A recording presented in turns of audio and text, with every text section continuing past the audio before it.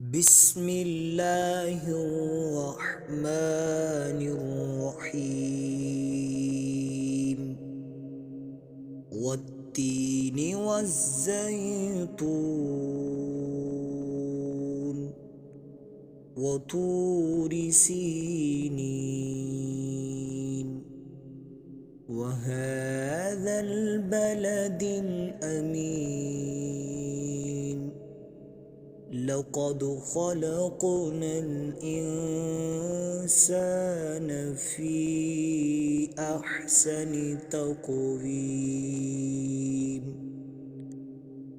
ثم رددناه أسفل سافلين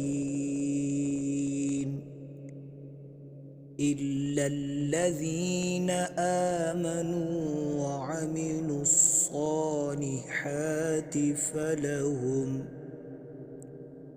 فلهم أجر